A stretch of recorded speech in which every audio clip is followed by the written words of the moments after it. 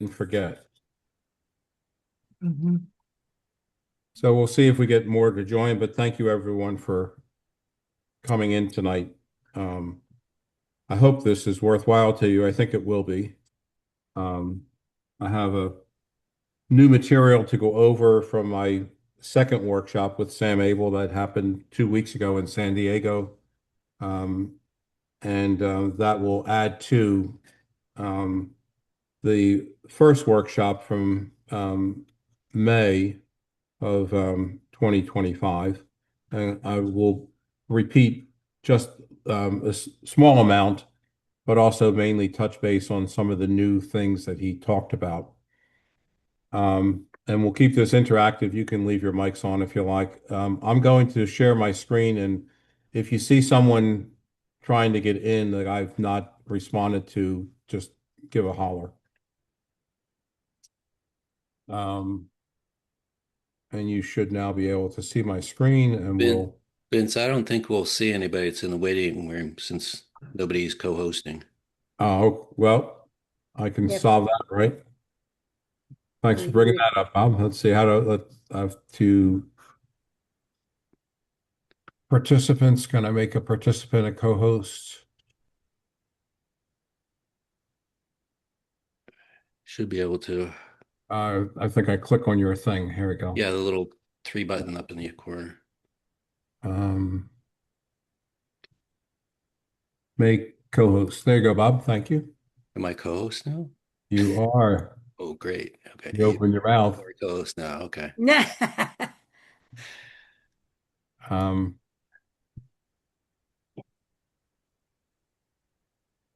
so I need to move something. My cursor is not working. That's interesting. Hmm. Um, There it is. yeah, but I'm not on full screen. Well, I think that's something in Keynote that I needed to do, but we'll proceed. Now I can't see you guys, so speak up if you have a question if something comes up, because when I'm on full screen and I can't make it smaller, I can't see you. But can Hmm. you all see my screen? Yep, it's full screen. Yes. Okay. So as you know, we're following up with two of Sam's exercises, and I wanted to go over some new knowledge that I gleaned from my work with him in San Diego.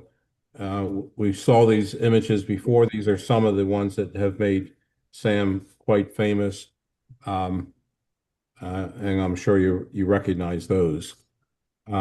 To touch base on a few points from previously, to set the stage for tonight. Sam Abell's goal in making photographs is to have authentic, expressive, quiet photographs. And to him, that type of photograph um, leads to making what he calls an inevitable photo. And when I have things in quotes, that means that's a direct quote from Sam. Um, by an inevitable photograph, that photograph has to have been that way. And that's the type of photograph that he says will hold up with time, that you'll want on your wall long term, so to speak. Um, when you have such a photograph, it then converts that from a potential to a realization of the photo. Um, and your job as the maker of that photo is to allow other people to recognize it and realize what it is trying to say. I'll talk about that in a moment. Um, it doesn't always happen for Sam and certainly not for the rest of us. And when it doesn't, Sam calls that practice. And as he says, he practices a lot. Um, can you get that, Bob? Yep. My cursor's not working. So the makeup of a photograph by Sam Abell in his order of importance is the setting first, the expression of the life that's in the photograph, and the gesture similar to what you see Sam doing in San Diego 2 weeks ago, the gesture being captured. Um, And making this intentional photograph is key for Sam, and his goal is to actively work to achieve that intentional photograph.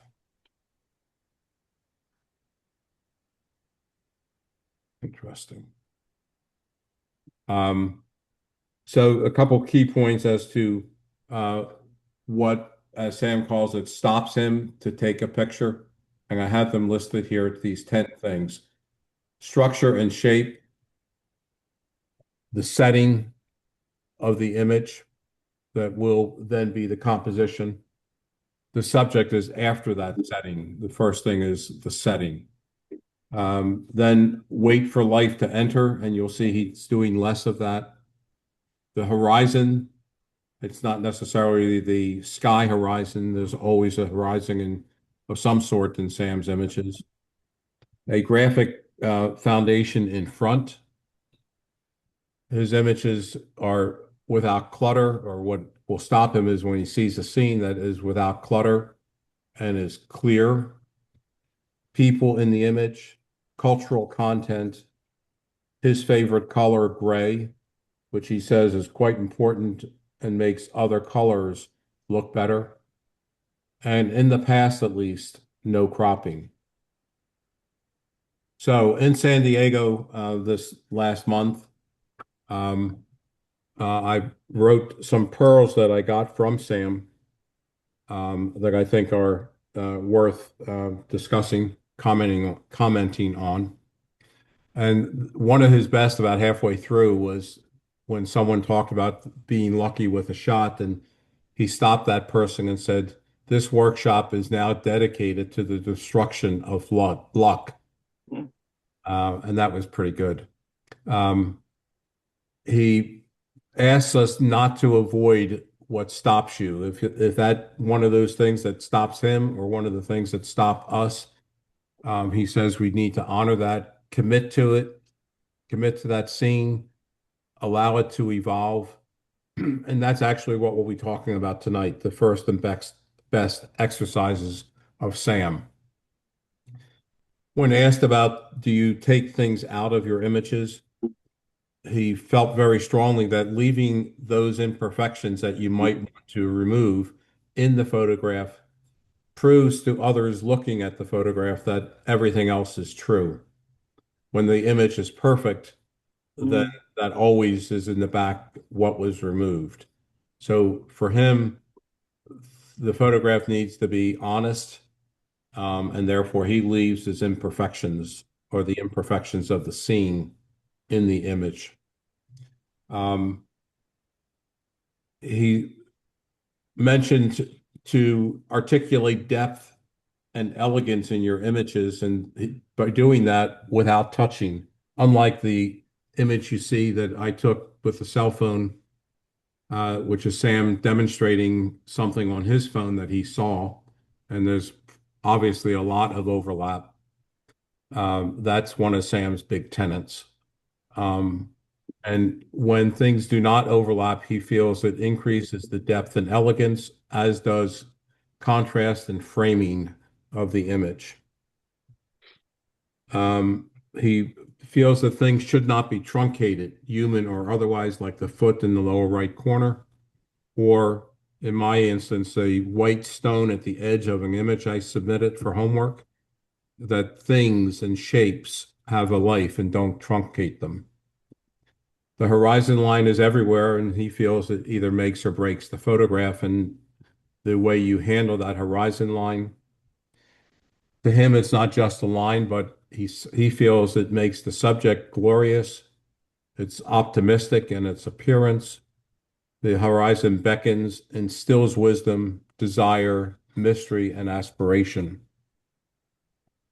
Um, and he notes that when you look at your own photograph, as I just did with the cutoff foot, you will only see your mistakes. You don't see the good points of the photo. So his comment is learn from those mistakes. Maybe they won't happen again. And certainly don't tell others that where the mistake is. Just keep that to yourself. A big thing with Sam in photographing is what he calls thinking. If you ask Sam, what's the one word you would use for your photography, and that is thinking. And thinking by this, he means thinking through his way of finishing the image by finding a solution to a problem, an image that he wants to take that isn't working properly. And thinking is made up of having a vision from that's where you start, and then the craft. How do you deliver it? And the slide I picked to put there is one I took that was one of the best demonstrations of anything that Sam has done. He took this photograph one evening during our workshop with two other people who were friends of his, not part of the workshop. Um, and he went through the happening of this picture and his final image that will go into his 400-page life's book. There's an entry with Jamie, Bob. Okay. And he took about 160 images over about 8 minutes in the middle of his dinner when he spotted this scene, and he broke this down, and it was absolutely phenomenal to see how he got to his final image, the steps involved, etc. It was just great. So Sam's aspiration when he takes a photograph, in addition to being an intentional photograph, is that it is a suggestive photograph. And by that he means that it has implications, and those implications give life to the photograph. It doesn't give you answers. And he feels that good art, asks questions and doesn't give answers. And that's how he wants photographs to be. He considers suggestiveness to be the high ground of photography.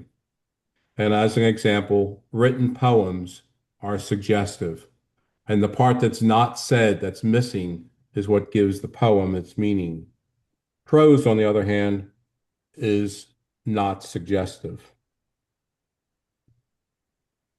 So the last few points in building a photograph Sam's way, which is what we'll talk about tonight. He starts with the back layer. That's the setting, as opposed to the subject. He builds the photograph from the back forward, looking to have in that image strong structure, no touching, and no clutter. And for him, the back layer is 50% of any photograph. And it occupies about 80% of the thought that Sam puts into making a photograph. He suggests to consider all angles possible and all ideas when you're composing to make that background work, to have control of the background. And if necessary, move the subject or stage the image, which he did occasionally, but not often, for National Geographic. But Jenny did that on Saturday, and I questioned her about it. And she moved the stool so it would catch the light and throw a shadow. And there was no other place for her to go to get what she was looking for. So setting the stage, which I saw Sam do several times, is the way around that.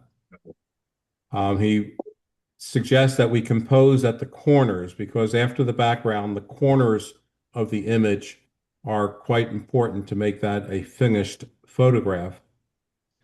Then wait for a subject to enter, and then wait for the moment with that subject for gesture and other parts of the image. He does intense micro composition within his macro composition image. And when he's composing in wait, his secret is he gets anchor points. And I'll show you that on one of my images. The anchor point is where you fixate your viewfinder or your LED screen to the scene, and you can then hold the camera and keep those points in the image. In Sam's experience, most photographers are subject oriented, which means this, they see a subject and that drives the photograph, as opposed to looking for the background and then have a subject come into the background. His experience is that when he looks at subject-driven photographs, they will almost always miss because they're not within the background properly, and the rest of the photograph is also not working properly. And he calls this a dissident photo, one that has its own internal conversations and its own chaos, and that fails to let the photo work. So in his eyes, the setting overwhelmingly rules over the subject and is actually the living part of the photo. And he suggests that most of us need to reverse our thinking on this approach to the photograph. Sam's test, and I'll show you this tonight, is to remove the subject and then ask the question, does it still work?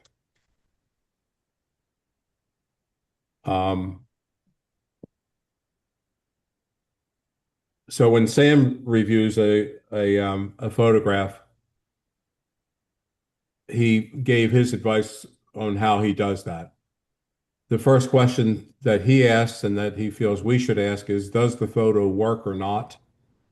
He doesn't believe in saying, is it a good photo or a bad photo? Does it work? And to do that, he'll deconstruct the photo to figure out what the maker's thought was in taking the photo. Does that come through or doesn't it? Does it work or not work? Does the photo engage the viewer intellectually and emotionally? As if to say, in Sam's words, I am there inhabiting the photo. If it doesn't, the opposite of that is, as Sam says, indifference. And you don't want your photos to be indifferent. And my last slide is some revelations that Sam admitted to. These were kind of shockers. He did say that while with National Geographic for 25 years, most of his images were done with a tripod, as he would compose and wait for life to enter. Now that is rarely the case. Now he does not wait very long for life to enter his images. He's put a time limit of 8 minutes, believe it or not, generally. And and if he really wants to photograph without life, that photograph has to have a very strong composition and structure to begin with, and that's how his images are anyway. But he admitted to just not wanting to take the time that is required to get life to enter. So his motto is now compose and wait for the moment, as opposed to what his father said to him, compose and wait, Sammy, for life to enter. In working this way to compose and then wait for the proper timing, he feels that you're now in control of that composition. And I think I'll have an image I can show you about what he meant by that, so that when something happens suddenly, you've already set up your composition and you can capture what you need to capture. And I mentioned the use of anchor points. The other thing that he admitted to is he is now using his iPhone, currently a 17, more frequently to make what he terms serious photos with intent. And they are usually in the square format, which was always one of his favorite, as was black and white. And I think part of these points relate to the fact he's now 82. And because of his use of an iPhone, he feels that he now has to gently, as he terms it, crop. He never cropped before. It was always, you own the frame and everything in it. He feels that cropping interferes with the integrity and the authenticity of the image. The other thing with the phone, he has trouble seeing the details along the edge of the phone, which requires him to crop those out. And the phone has more wide-angle distortion than his lenses had in his larger cameras. So he needs to shoot wider in order to correct the perspective problem, and that requires more cropping. He also never processed his images, and he is having his images processed now. So I want to, they're basically the new points that I wanted to touch upon, and I want to give you a couple examples and see if I can explain this to you in reference to Sam's way of photographing. This image I took specifically with him in mind on a pouring rain January morning. And sorry, I can't use my cursor for some reason. But this image has a foreground, that the grass and the fence. The fence does not intersect with the trees on the right. It has a horizon line, which is that tree line in the background, and I positioned the Gruber Wagon Works to match the tree line and not go above it. It's a gray palette, Sam's color, and it really has no clutter, and it has framing with the trees on either side. This is a Sam image I took as a homework assignment in San Diego. This was a compose and wait, and I waited for life to walk through. I was hoping for a priest to come out of this rectory door in the center, but that never happened. But this man walked through. His shadow was appropriate, didn't intersect with the other big shadow, and I was quite proud that I was able to get St. Joseph's in the picture, that statue on the right. This was St. Joseph's Cathedral in San Diego. But Sam's comment when this was reviewed was, but St. Joseph's not framed properly. He should have been micro-composed into that window by getting higher up in shooting the image. One of Sam's assignments before getting to San Diego, as it is for all of his, is to shoot on your way to your location. This is the Philadelphia airport, and I knew some of his rules, so I knew what I was shooting, and tried to execute it. And I set up the background that's the bar scene, the horizon line, which is the dark red lights with none of the people above that horizon line. There's a stage in the foreground, the gray carpet, and I was looking for gesture, like the man playing with his ear and the child eating. This certainly has tons of clutter that Sam would not want in his images, but it has a lot of his other points, including framing the walls on either side. So that was on my way to San Diego. Oh, we're going the wrong way. Going backwards. Yeah. So here's Sam's test. Is that still a photograph without the subject? Was it, and only you can tell me whether it works or not if you want, but that would be his standard test. The background, the setting, the horizon line, and the framing. So I'll stop screen sharing for a moment if I can figure out how to do that. I don't know why that's not working. I figured it out. There it goes. So any questions before we move on to the task of tonight? Yeah, can you skip over mine because mine don't meet any of those requirements. That's okay. That's why we're here. And no, I can't skip over yours, Bob.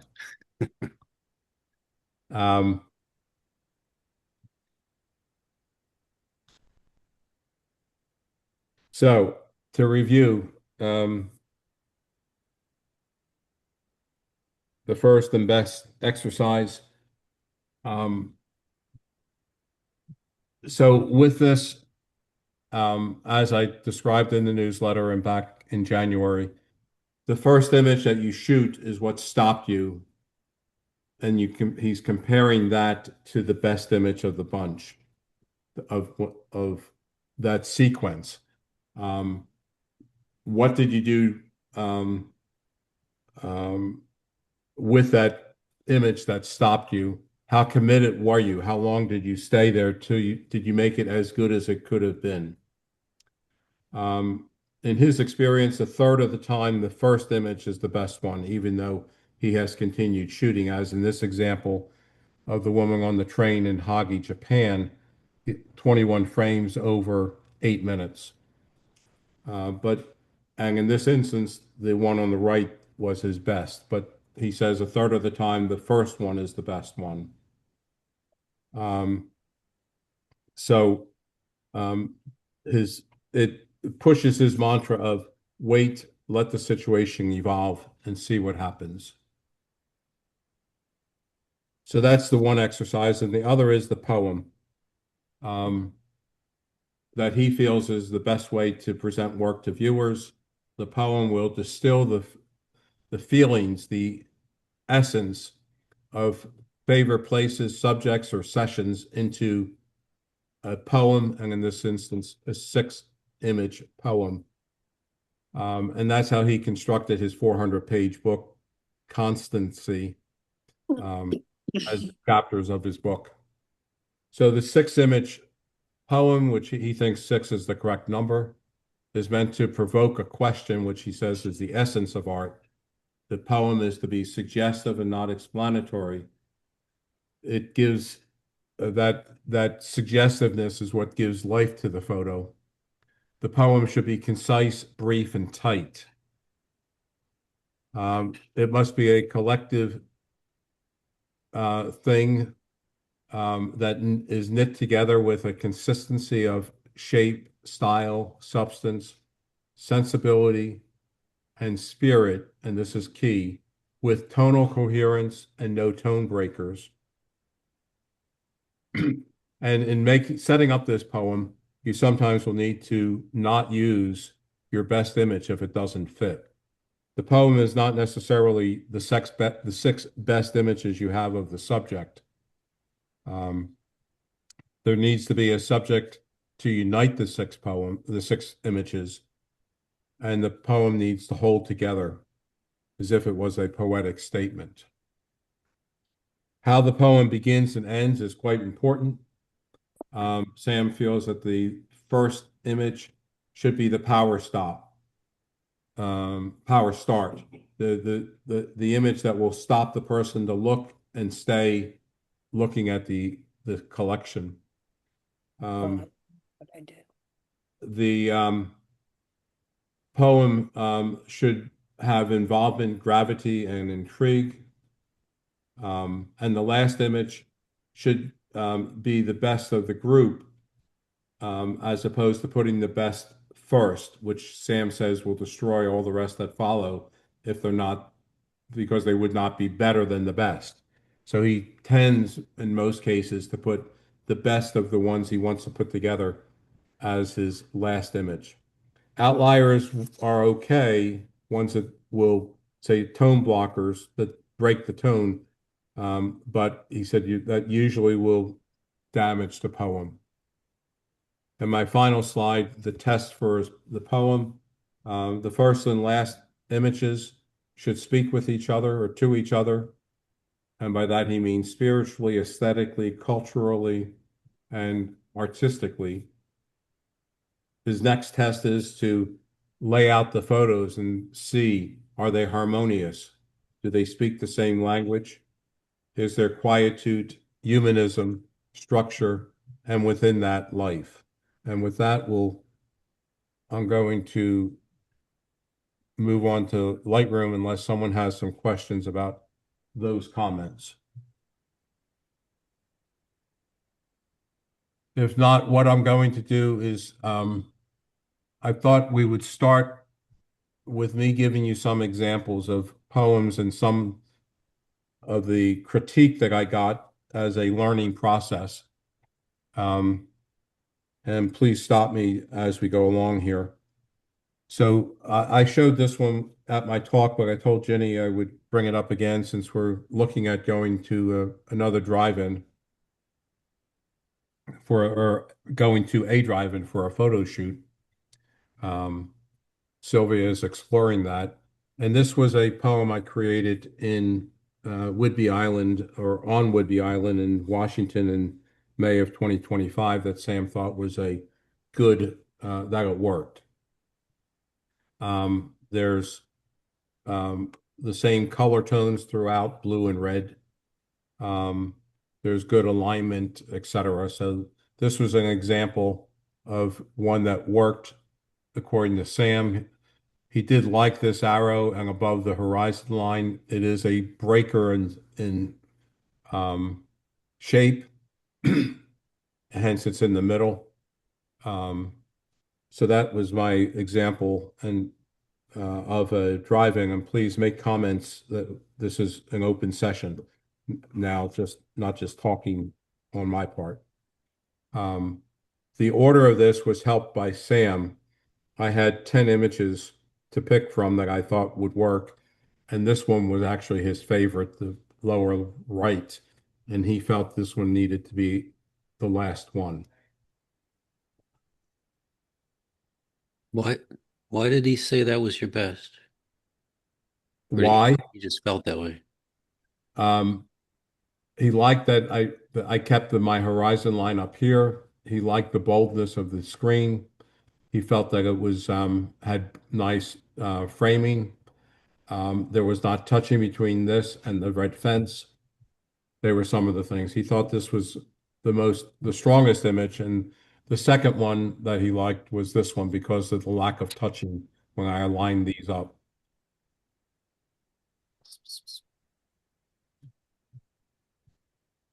This is definitely not Sam's style. He found these to be interesting, but he didn't say a whole lot except that how did you do that? He didn't really understand these are multiple exposures, excuse me, multiple exposures in camera that are part of a project that will hopefully become a book, small book. But they're harmonious, and to me, these six were what brought the essence of the Titus Station power plant in Birdsboro, which is now torn down. This spoke to me of the essence of that place. And I called down over 1,000 images shot over about 9 months to these six. So that's kind of the goal of a poem.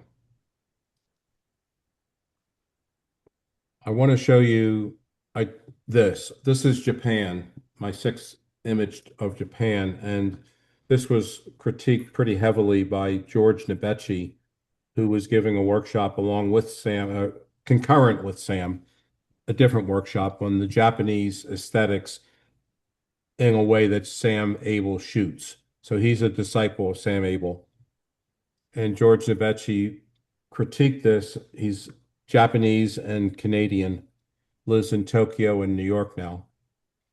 I thought this poem was pretty good for summarizing what I saw in Japan. And George thought this was a extremely good image. He liked this image. This was a tourist image that said, I was there. This is another tourist image that said, I was there. Everybody knows this from Japan would know where this is. And this upper part detracted from it as opposed to just the windows.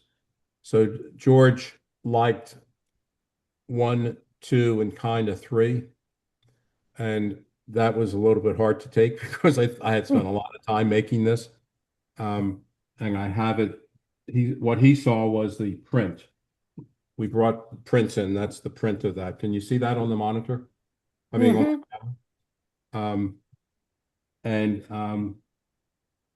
that was disheartening. But he was right after he's explained himself. So I just redid that image yesterday to this. This is not my new 6-photo poem of Japan. Did you see the eagles? That's amazing. Well, did you see them? It's gorgeous. Oh, yeah. The eagle. Yeah, I know where it is. So you could go back there. Excuse me, whoever's talking, can we mute that? So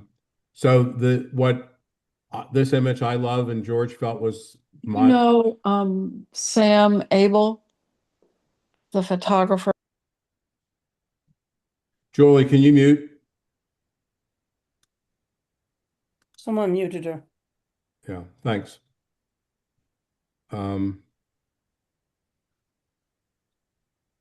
This is What? Sam Abell's a famous.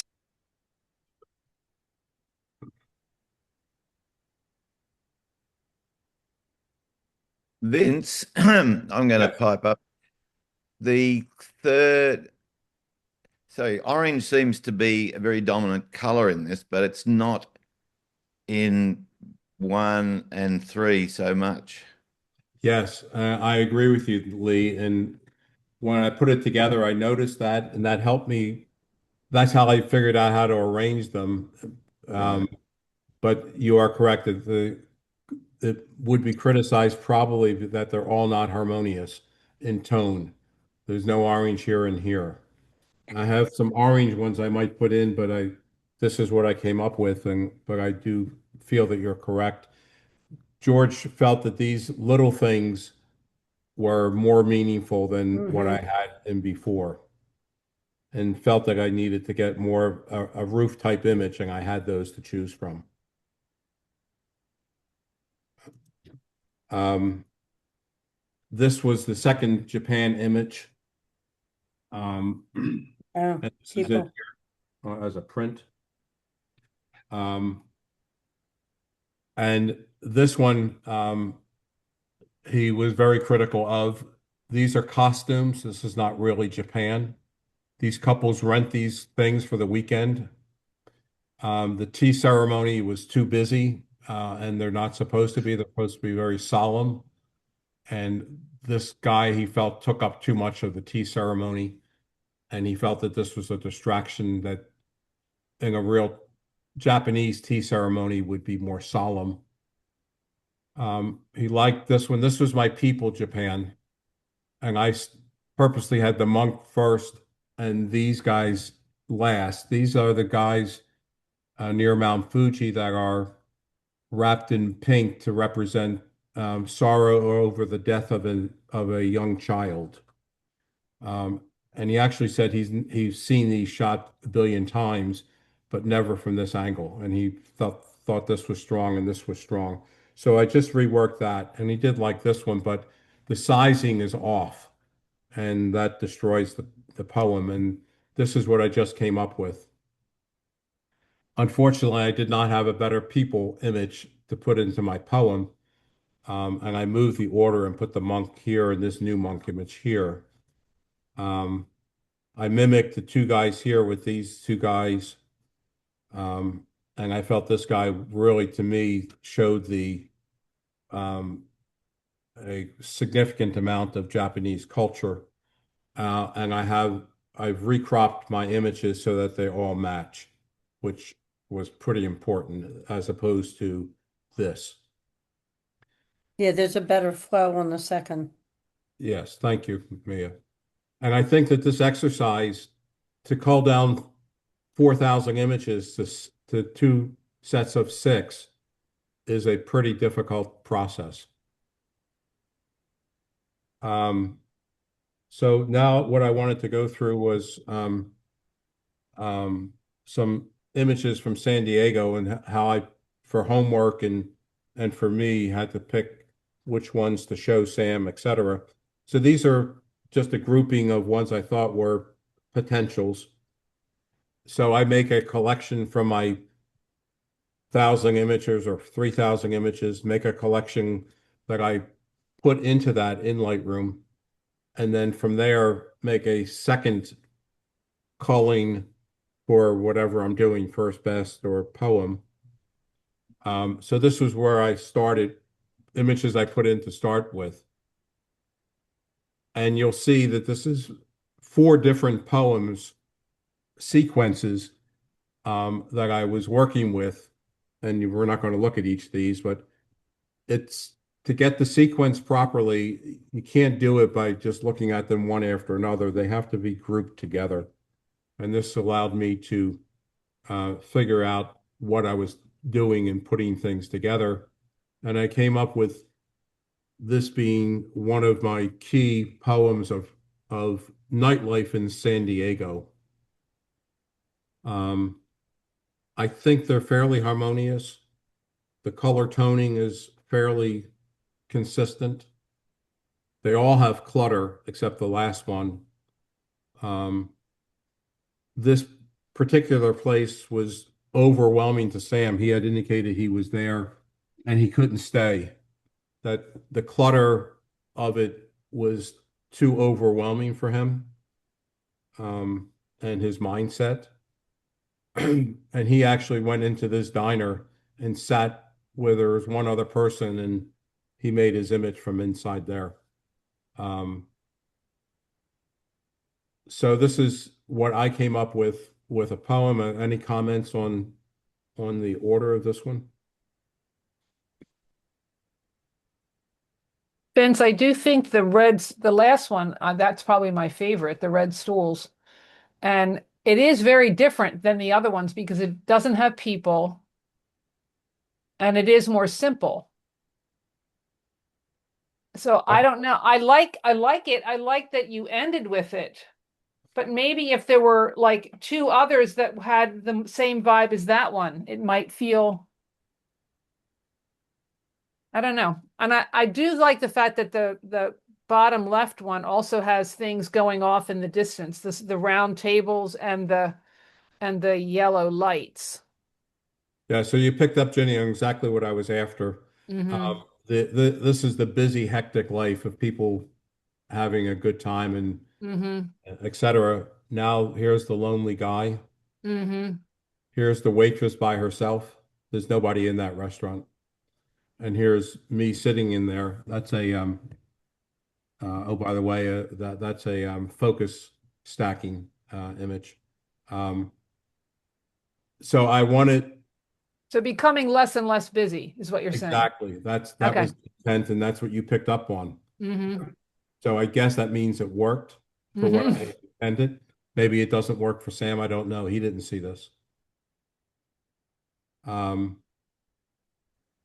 No, I'm going to come no. back to that shot later. That is different. That doesn't work. That these are the variations. Oh, you see, watch the center top. One of my variations of the cropping was off, and that's kind of convinced me keep the same darn crop. So what I did was when I made the one I picked that we just talked about, this one, I went back and I made a virtual copy of images and then changed the crop to match and made a note in my user comments in the Lightroom that I changed the crop from what I had anticipated, this upper center one, to a new crop specifically for the poem. Just so later I'll say, where the heck did that crop come from? Um, so this is a strange poem. It started here and I went to there. There's a subtle difference where I moved trying to get the colors to match more, the tomatoes and the peppers. Um, so that was from a farmer's market. And so it could be something very, very simple. That would be a Sam Abell 6-photo poem, kind of a silly topic. And toward the end of my poems now, this is the photo shoot from Saturday. Vince, you're getting some questions in the chat. Oh, I can't see the chat, unfortunately. I know, Jackie, go ahead or Barbara, go ahead and ask him. I'm seeing the chat pop up. So Okay. So Barbara, are poems always positioned three on the or can they be six consecutively? If you're doing a Sam Abell poem, this is how they get constructed. They definitely do not go in a straight line. They go too long, too far out, and get too small. And they don't speak to each other. This is the format that Sam says allows them to speak. And to him, 6 is the proper number, not 5, not 7. However, in his 400-page book, he has poems that are 9 and 7. So he didn't always follow the rules.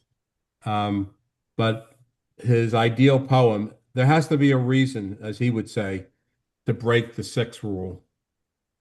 And Jackie said, I love the red stools. Thank you. Thank you, Vince. Sure. And yes, similarities to Bresson, Cartier-Bresson with the decisive moment. He was one of Sam's not mentors, but idols. He and the guy who just died, Paul Capernegro. Hmm. So I think this has consistency, but you can make a comment on it. I started with one of my favorite shot of the roof, which is what really brought me to this place. I've been watching that roof for years and wanting to get inside and see it. The next thing that brought me to that place was this. This is a view, similar view that you get when you're at the front desk of the retail counter. And my father loved hardware stores, and that's how the Browse Avenue hardware store was, with each bin with different nails and screws. And the whole main floor was like this. And then my favorite image turned out to be this one. When I did a walkthrough with the owner to see if this was applicable, I spotted this and I said, I need to come here just to take these wires. And they were really hard for me to find at the end. And then I got lost. I couldn't get down. I had to call him to help me come down. So that was part of the order. This is what brought me here for years. This is what I saw when I did my first tour without photographing. And then I filled it in with scenes that kind of showed what this place was like, both in the small, these casts, and in the big, that roof. Any comments on that? Vince, just well, I'd like to see number two as number one because it's similar color. To me, it feels similar color-wise or tone-wise to the last photo. So you'd have where it is, it just doesn't fit with the other photos so much. So I'd separate it and I put it like that. number one. Yes, I like that. I think I would agree with that. This is Sharon, and sorry. And the number five, it feels like an exception. Like the rest are very angular and straight lines, and then this one has curvy stuff in it, like treads or something. I'm not sure what those are. Cool. Neat picture. Yeah, I don't know what they are either. The others are sewer pumps. That's what these are. It's Uh, much busier too. Yeah, Yeah. yeah. That's what struck me. I mean, I just love this, but Good points. I definitely agree with you, Lee. Flipping these or maybe putting this one all the way over here. But I think having this one and that one then kind of match. And I'll look for another shot here. I see what you're saying. It's a different feeling to that picture. yeah. Mhm. Yeah. So that's the analysis that we go through with these poems, and that's part of the learning process and bringing out the true essence within 6 images of a whole day. So then I went outside when I heard the train. I went running, and this is what I wanted to say about if you control the composition, then you are ready for when something happens. And I I eyed this at the start, and I eye this every time I've driven by this building and I have a couple captures that aren't as good as this one from before with my cell phone. But I had been wanting this train before it gets um, to the station area, which is now a restaurant. I've wanted that train image, and I knew how I would compose it. I heard the train. I was actually talking to Paul on my way out, and I went running. I said, "See you, Paul." And I went running. I knew exactly where to take that shot because I had been practicing it. So I captured it, and then I knew the next shot I wanted, which was about 30 feet to my left. standing by the restaurant area to get this shot. And then I went running down to about here to get across and get that shot. So I kind of had an idea of how I wanted this to be if the train were to come while we were there, and it did. So that's being in control of the composition.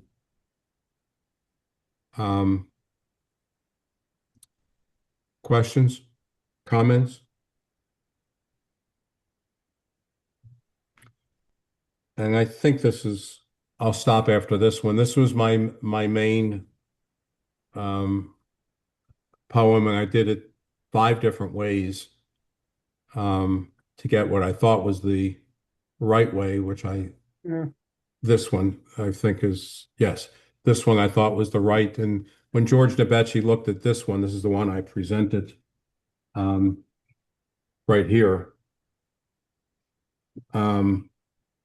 He really liked it, but he wasn't quite sure about this one with the pink. And Lee actually had commented to me, I believe, previously that he wasn't so sure about the pink.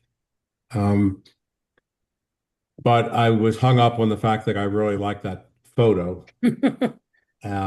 But you have to sometimes not use what you like the best. Vince, I'm going to ask you, why did you do black and whites? Because you're such a black and white photographer, to make them harmonious. Believe it or not, it makes it too easy, Bob. Well, that's not what you said before.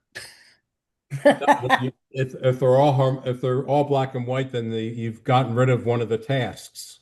Okay. So it makes doing How a they- poem too easy. It's kind of like going on automatic mode for your meter. I wanted to learn to do this in color because it's much harder. And Fair enough. I have these images in black and white on my computer and print it, some of them. But to do the poems, I did not want to quote cheat. I wanted to have the task what it is. And there's multiple variations. I think I came up with the right variation. And That's mine right there. my small scene here that George felt was good. What did you say, Bob? That's the one I like after you're flashing through. This one. Yep. Yeah, he liked this one. So I think that, yes, that's it. And I'm going to stop that. And I was going to show the poems that you guys submitted next. Do you have questions about what we've done, about what you just saw? No. I hope I this think I understand it better good. I hope this is going well and worthwhile. because I definitely didn't shoot with that pretense. Mhm. So this is Ginny's poem. Ginny, you want to talk about it? Ooh. Sure. These are all macro-y shots of the old Ford that sits on, is it 345 down below Birdsboro? Mm. Jackie and I went over there and spent a lot of time walking around the car and looking at the various aspects of it from a distance. And then I stuck the macro lens on and got up close and tried to capture the rust, and the coloring was all sort of the rust color with some blue because the car had been blue at one time, and the blue in the broken window. So yeah, these are the ones I liked from it that seemed to go together, and I placed them. I don't know that I was really careful about the first one being the one that captures you and the last one, what the last one was supposed to be, because for me, I had to make them balance with their shapes in this group of 6. Yes. So like the word Ford and the leaf both had a little bit of a similar shape. And then, so that's why I did them the way I did them. Yeah, I thought you did this one really well, except as you said, the first one, when I looked at that, I said, wow, that's a little strange. I'm not sure what that is individually. And I'm not sure that would be the stopper. To me, Yeah, maybe not, but oh, I loved the broken window, so yeah, yeah, I understand that. The lower left to me, when I looked at that, I said, wow, is that a cross? What am I looking at? So to me, that was more of a stopper of mhm. 6 images. Now, Jenny didn't size them all the same. Is that okay? Well, it's her project. It would not necessarily work for Sam. Okay, no, that's what I'm asking. I mean, it's a nice Yeah. set. Sam would make a comment that you've made them non-harmonious because they're not similar in size. It's too jumpy. Okay, Oh, he wouldn't have liked that. No, he would not. okay. I think it's fine. Yeah, Well, well, trying to emulate Sam Abell. I know. That's the exercise. yeah, I don't think I quite got that from your original thing that they all had to be in the same ratio. But Well, that's okay. it would not have worked. The vertical ones needed to be vertical. So I guess But I could have found two he would other tell you to vertical find ones. 6 vertical ones then. Yeah, I could have, but He does not like to mix, particularly okay. verticals and horizontals. And this one is that one was really well done, Jenny. This one I thought was really well done. Yeah, this is obviously Hopewell Furnace. I took a walk over there last week with the goal of ending up with a poem. These are all the same shape, although the cropping on the ratio on a couple of them, the two middle ones is different. That could be easily fixed. I did particularly put the two wagons as the first and the last. Mm-hmm. The first wagon was shot from above, looking into a very dark place, and the wagon was in a very bright place. So I did take a number of pictures and combined them so I could get some of the light, some of the inside, so it wasn't completely black. And yeah, they're just all different locations within Hopewell. And again, it's the same sort of brownish red tones and the bluish tones that I like together. So what I saw with this is the upper left. The first one is kind of the entrance, and the last one is the exit. Yeah. For me.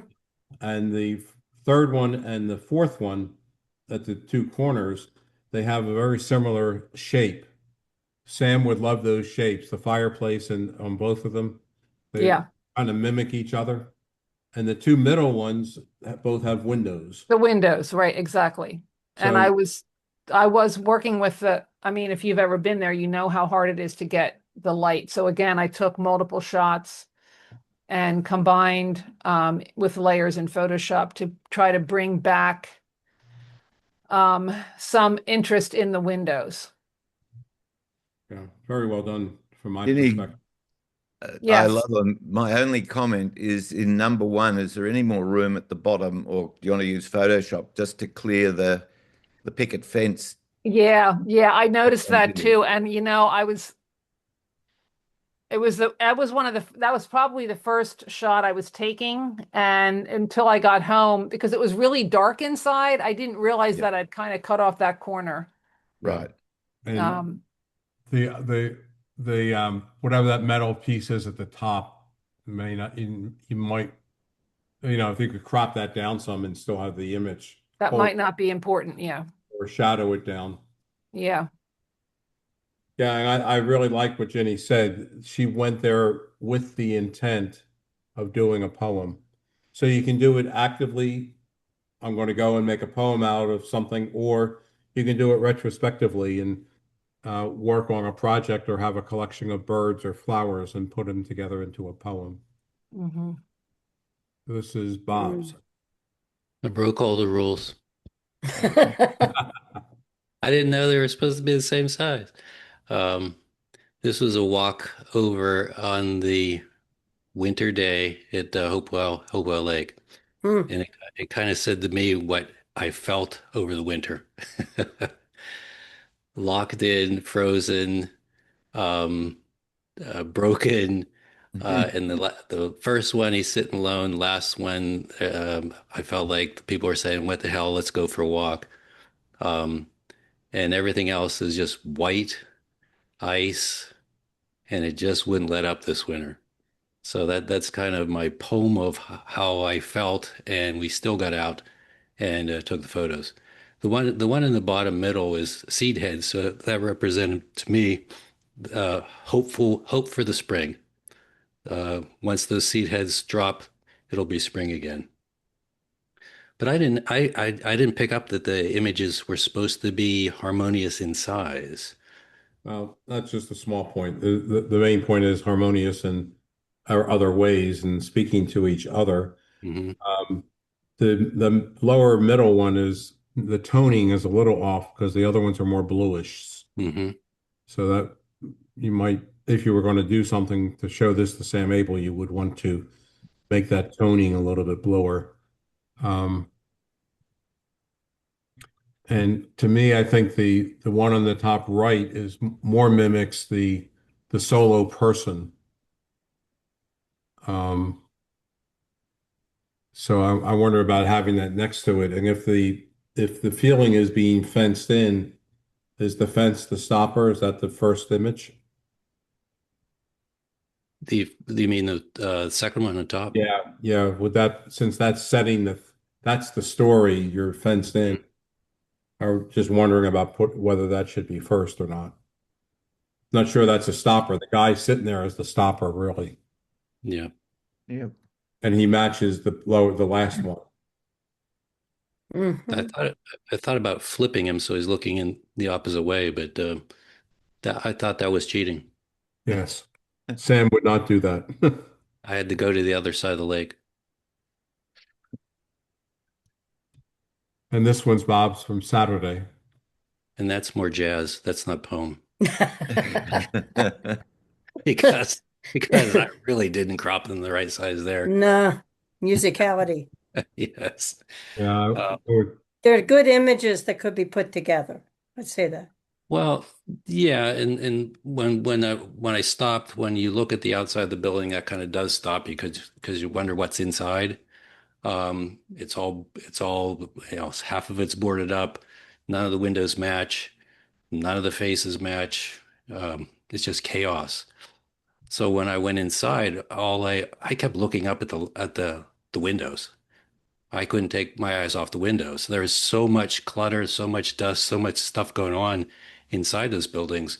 But I kept looking up at the windows and all the cool colors were happening off of these really old, broken, stained, smoked windows. And I The positioned them so that the first one's looking from the inside, second one's looking out from the outside, inside, outside.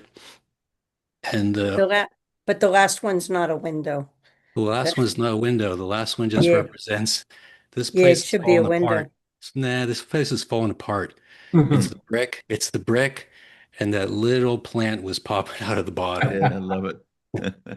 So that's what caught my eye at the bottom was the little green tree trying to grow up out of the cracked asphalt. But yeah, we were a number of us were there, and the inside was all that orange, dusty pipes, and I just kept looking at the windows. Um, and the one in the upper right and the one in the bottom middle is the same window, just looking from the inside or the outside. So those are the same shapes. Mm, Mm. And what caught my eye is how it changed the clouds. Those fogged windows, those stained windows, the chains falling through them.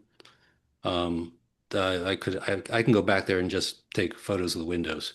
hmm I wonder if the number three and number five should be next to each other, Bob. Number 3 and number Same 5. window. No, Well, that's why I put them diagonal from each other.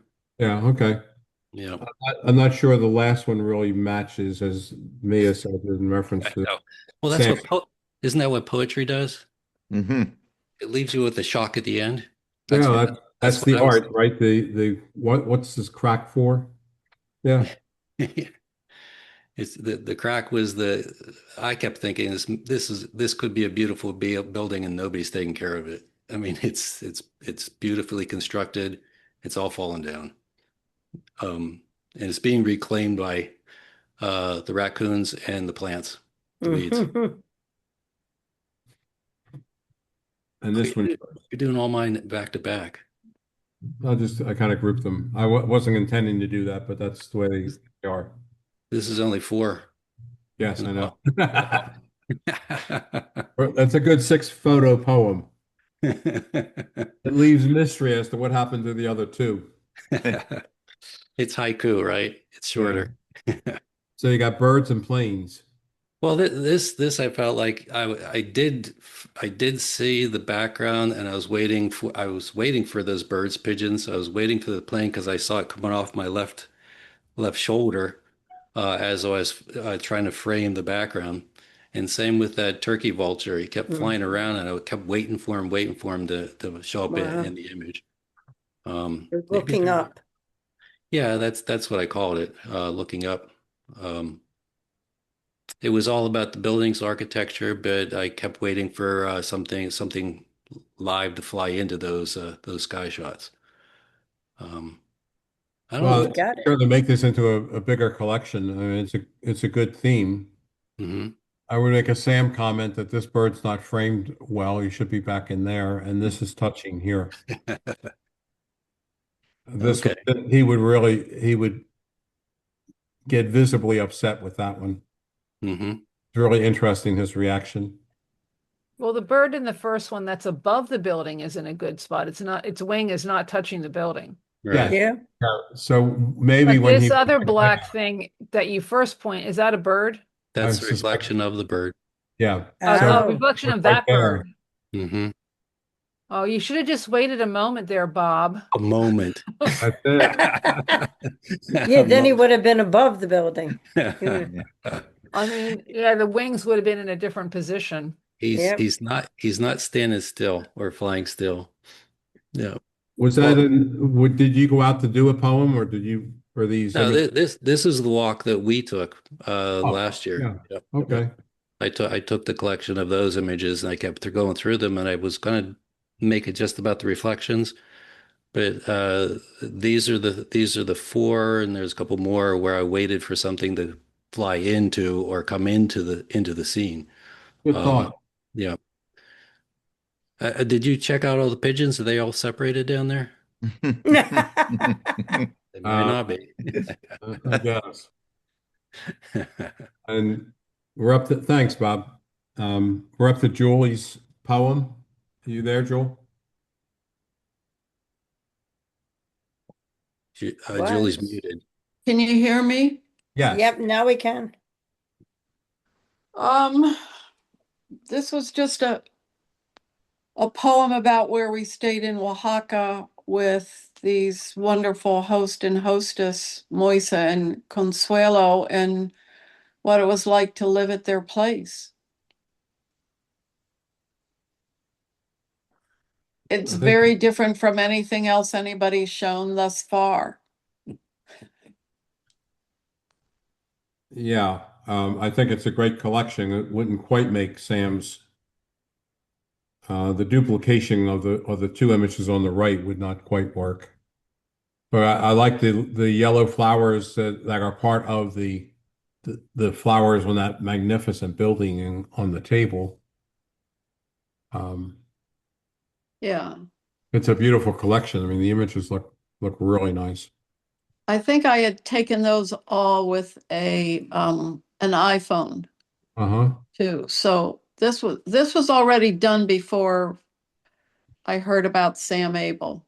So it probably doesn't quite fit with the outline of what you were asking for, Vince. So it's just Right. different. Okay. Yeah.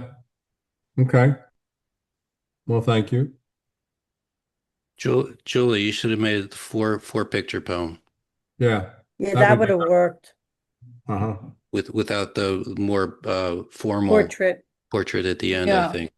Mhm. Except I'm uncomfortable with even numbers. I'm surprised Sam Abell wants a 6 image poem because we talk about uneven numbers when we're hanging something on a wall or doing something with images. You don't do even numbers. So that's why I didn't think of doing 4. I did an uneven number.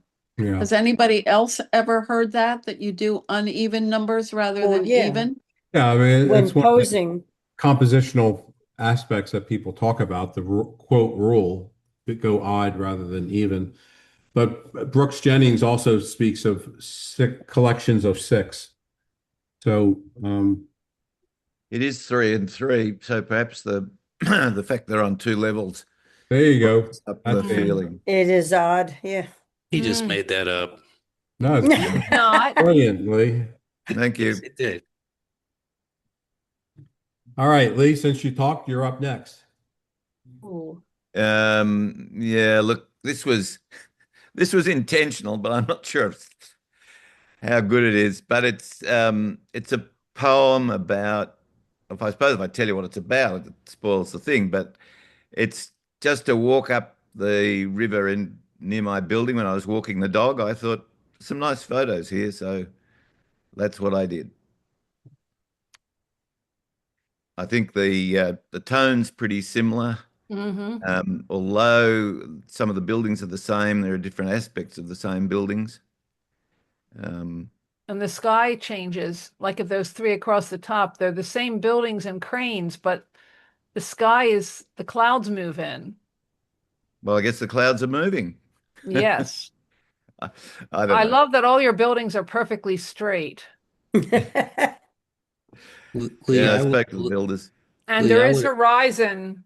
There are horizons also, which is one of Sam Abell's thing. And they may not all line up with each other, but I think it's very coherent. Lee, I would have put the life buoy last.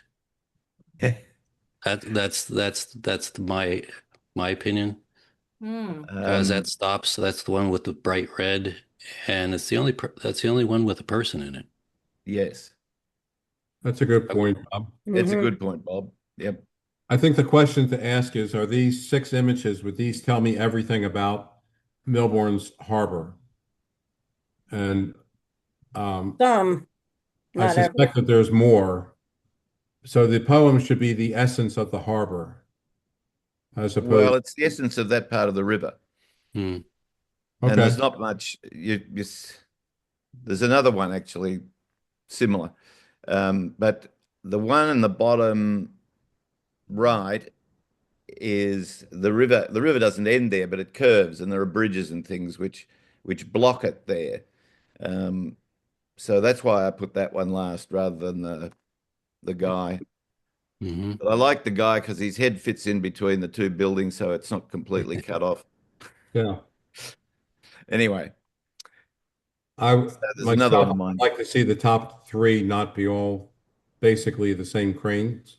Yeah. Hmm. Well, they're different visions of the same thing. Yeah. Yep. Well, that could have been your theme, just those cranes and run over to the other side of the city. Yeah. Thanks. So this is from the harbour to the city. Um, so you can obviously see the cranes, the river, a feature, probably too many cranes, and then the top end. And the bottom right is a photo I took at another time because on the walk I didn't take any pictures of that view. And the reason I liked it is because it's got my building in it, which is the one next to the ANL sign. With the little thing coming out, like the notch out of the top. Yeah, that's it. Yeah. Where's your window? About 3 down from the top. Oh, that's why you have Wow. such an amazing view. Yeah, that's right. So that one is a tone breaker, and you like Yeah. it. You Yeah, could potentially make it bluer. I tried. It started to break down. Yeah. Yeah. But I Although was desperate to put, he does have those warm tones in some of the other images.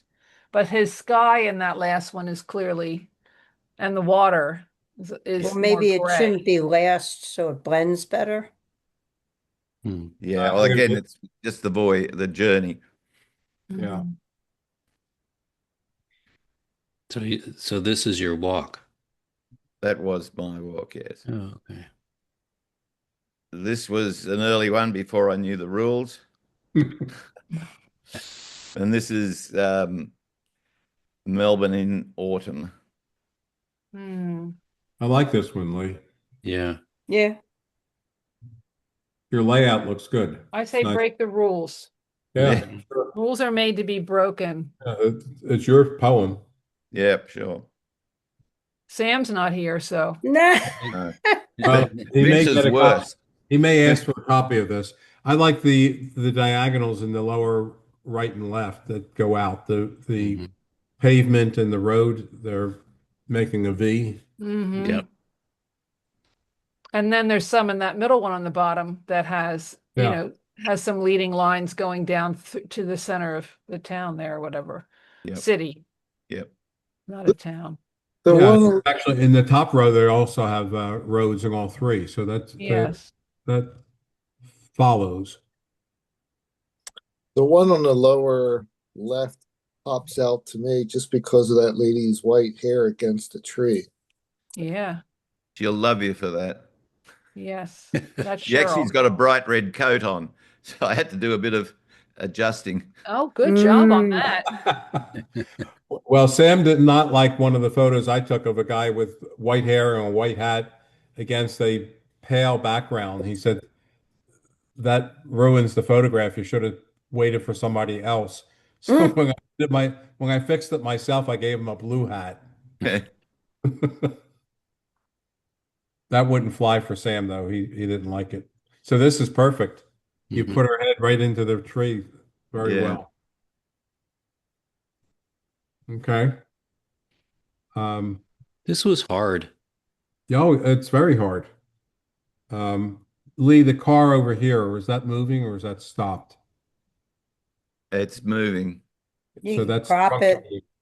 That's a Well, truck. yeah, I know. I should have. Well, I couldn't crop it without losing everything. I couldn't get it in the 16:10 ratio that I needed if I cropped it out. And I guess I could have photoshopped it out, but I didn't. Yeah. Oh. So you were trying to keep those three long ones in the same ratio. Yes.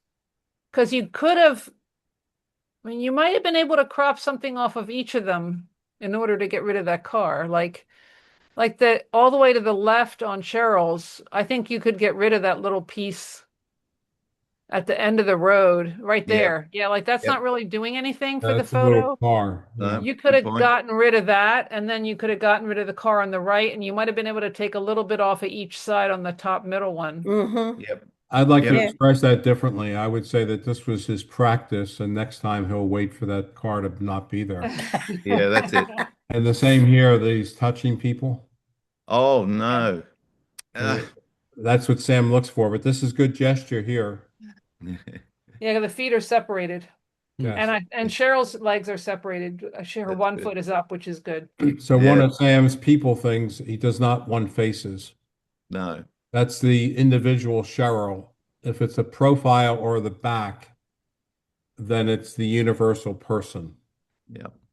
So faces almost never, unless it's Cindy Crawford shoot. Huh. That's the only thing I did right. So he would love these backs. Hmm. Yeah, that's why I put it in. But they're touching. They are, I know. They're affectionate. Okay, It this could is be a gesture of affection. yes. Yeah. This is the essence of the farm. Farm, yeah. Cool. I love Yeah. it. There really is. Yeah. The number 1 and number 6 are your bookends. They work really well together. The bird flying over the water. It speaks well. Yeah, that does give the feeling of the farm. I wonder about number 4 being number 2, flipping them, because the the people then get associated with the house, and you see all the field on the upper left. You see the field to the right of the fence, and then Yeah. then there's the field that the people are in who are part of the home, and then the eagle would be sitting on the lower left to fly over the water and off to Yeah, the, if you put him on the lower left, he's really flying into the whole Yes. image then. yeah. Yep. Thank you. It's a good idea. I might have flipped it the bottom left and the bottom middle. I don't know why. So Well, since you Vince is brought the saying bottom middle, there's cutoff here. So what Sam would say is the reflect, if you got rid of the subject, would the reflection still hold? And he would say no, because it's cut off. You truncated it. Yep. There was an electric fence in the way, Well, but that's that's no excuse. I get that. right. Should have turned it I off. was going to say that's what shearers are for. Yeah. He said he should have turned it off. Yeah. Very nicely. I seem to be running this show. I don't mean to, but I didn't know how many people were going to turn up. This is a redo of the first one I did, which came after I heard a sermon about the life of Dietrich Bonhoeffer, who was a German theologian who criticized Hitler, was put in a concentration camp and executed about a week before the end of the Second World War. So it's a tragedy. I wanted the last photo to be heaven, but I haven't been there, so I haven't got any photos. So the idea was, well, I guess I shouldn't tell you the idea, but I will. The idea is that and I have called it now The Prisoner. And the idea is that when you come and this is the old Melbourne jail, so a bit more context, and people in Melbourne would know what it was. So when you come into jail, everything's dark and dreary and drab. You look out through the cell bars, and everything's, just out of focus, drab. You go into the yard, and although there's a little bit of color, there's not much. But as you approach the end of your sentence, you get a bit more color in the trees. There's a bit more color when you look through the bars. And when you let out, you see that actually there's some nice stonework around the gates, and there's beautiful autumn trees inside. So that was the poem.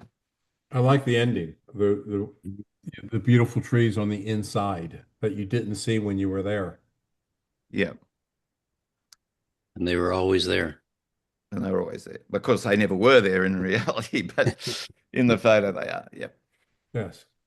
Yeah. But I mean, if you were in prison, they were always there. There was your perspective. Right. Yeah. It changed. Yeah. And you could easily fix the croppings to expand them a little bit, Lee, to make them more equal. It's really good as you've told the story. Thank you. This one really works. We'll come back to you, Lee. Yeah, I'm sorry about all this.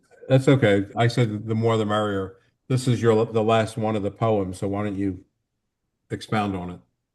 Okay, well, again, this is Collins Street, Melbourne, which is a beautiful street with all sorts of old buildings. They were built when we had some money.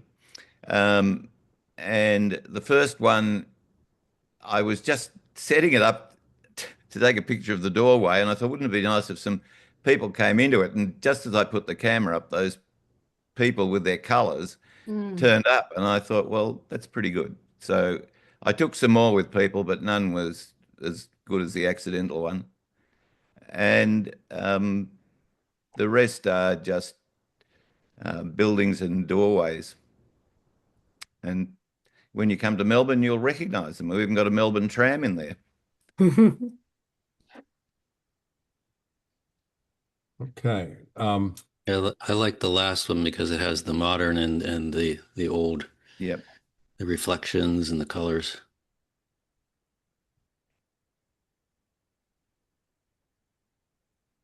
I think we're up to date on that. All right. So I was going to do the first and best, and that's where Mia's are. So we're going to start with her. And and then we'll get through those and if there's time, I'll show you some of mine. So let's go to Mia. The way I set this up is the 1 star was the first, and the 2 star was the sixth of the images that you sent. So I put these as first and best. I believe I have that correct for you. So this was the first. So before we do that, again, the first and best, what stopped you, and then what you considered your best of Well- that sequence. And the best could continue for 100 images. I'm sorry, you could have shot 100 images, and your best was at image number five. So 1 to 5 would be the sequence that we're talking about. So with that, that's your first. What stopped you, apparently, and that would be your Well, I best. like the shapes um, the first one is this image on the left, the same flower. That's what Yeah. that is. So I moved a little bit. Yeah, you picked first and last, so but with this one specifically, getting the shadow from behind, these amaryllis are amazing. They're more interesting when they're starting to grow. So that's really what I'm looking for. And the play of three. So I don't know what more. I don't shoot a lot of pictures. I mean, with the amaryllis, maybe 20 pictures, and then I go back another day and shoot another 10 or, but I've already shot them and they're moving and growing. But I don't shoot a lot. Was this the Um, one was this the one you considered the best, this one here?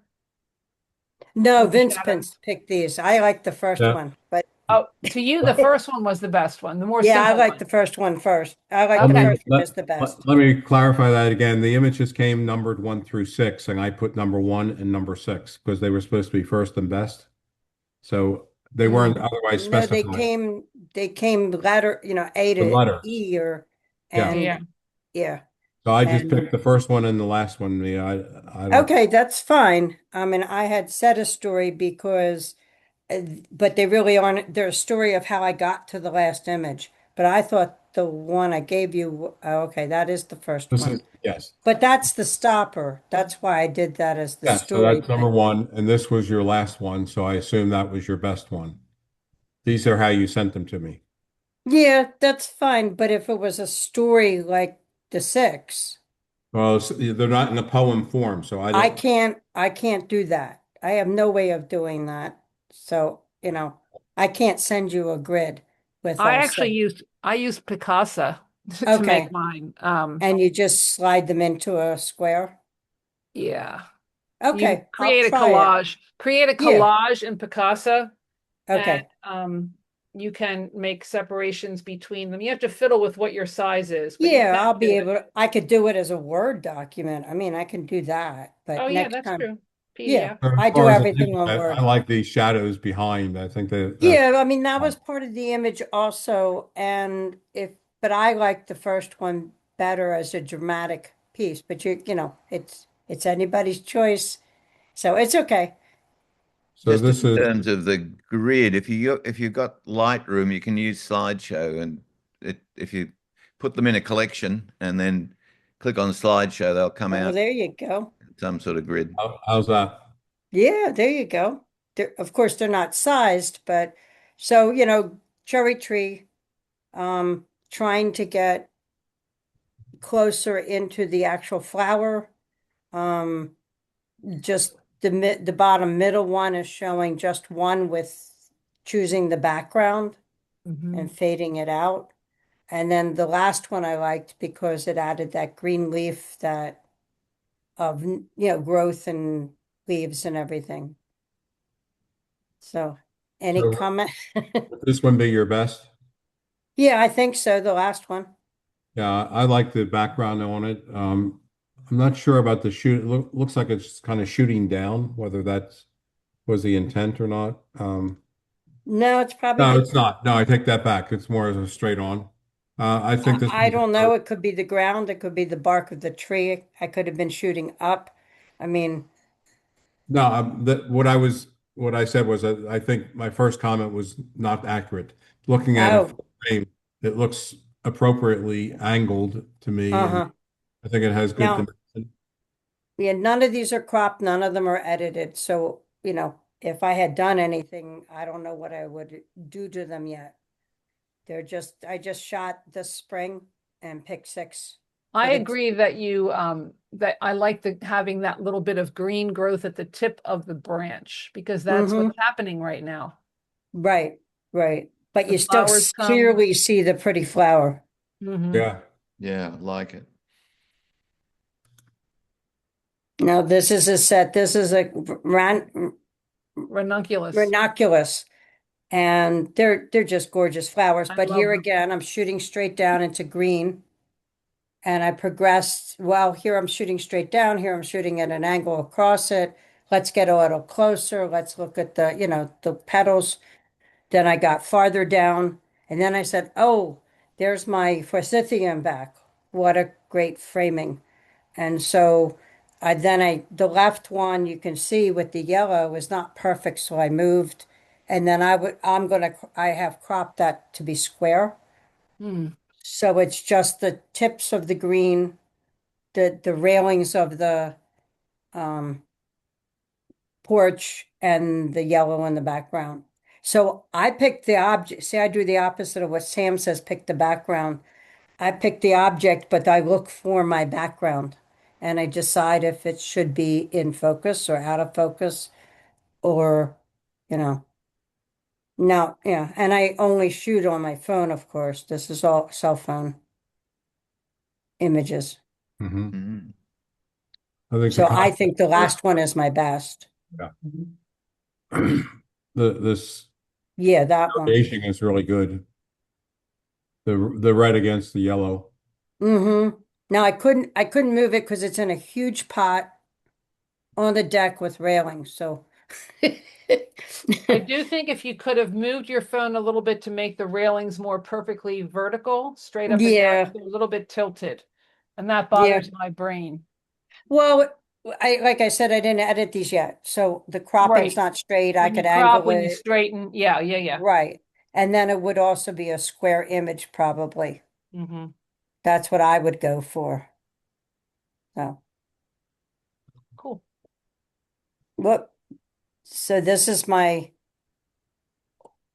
order of them. What I started out doing, actually, they're sort of backwards, but I shot the third one, fourth one, fifth one somewhere together, but I was looking for the sunset behind it and Hmm. try Yeah, to I like capture that it. yellow.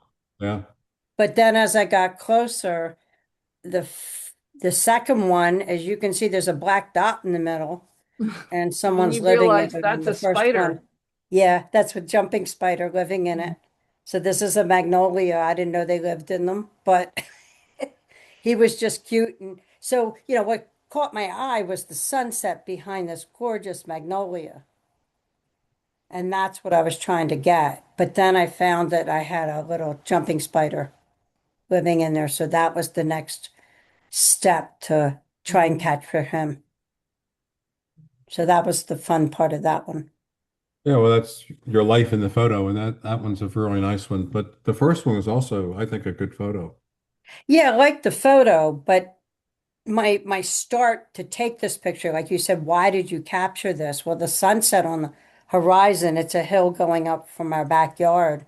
We get this, you look at the sunset coming through. Yeah. It's gorgeous. And so with this purple flower, it's really nice. There's That a was my beautiful thought bokeh on it. process. Now Yeah, this good is a photo. bleeding heart, and the same idea of, here's the whole plant getting closer, and then the fifth one is the growth, and then the last one is one straight in focus staring at me. Of course, they're not cropped or edited. And like intentionally, you can tell from the first one where the background's sort of in focus to the last one, and The coolest thing with the cell phone is that background becomes this because of how close I am. It's automatic that I lose my depth of focus. You know, I can set it too. I have that ability. I would But like to see this one, these being a little more sharp like it is down here, Mia. yeah, it's This one really tough. solitary one is that's the one I probably would have been trying to focus on. It's tough, and if there's a light breeze fighting with the wind, Yeah. natural movement. But yeah, I try and hold the plant sometimes. It's hard to shoot and hold a plant. But They yeah, make those, no, focus they is make really those hard. pins to do that. Now I love this little tree. This is in Morgantown, behind BB's grocery outlet. There's this Mhm. farm in back. There's this lone. I like lone trees. And so it's as I progressed, getting the tree getting closer, and that I thought maybe it looked better in black and white, but and also up and down versus um landscape. So it's just a neat tree. I like single trees. Sam would call this banding, not the Oh, the edge. Yeah. no, the different the one band, two bands, three bands, Oh, four bands, five bands. He likes banding. You see it here. okay. Well, um, but here he would say that you got this pretty close, so might be better bringing it down. If you can't Yeah, give it more space, then bring it down so you don't get this broken bit up there. right, right. Yeah, I Um, just like this tree. Mhm. So I know of the tree, you know. well, thank you.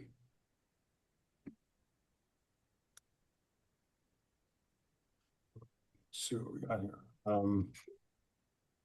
Jenny, I think yours are up first. Oh, yeah. I took only about 8 shots of this fog.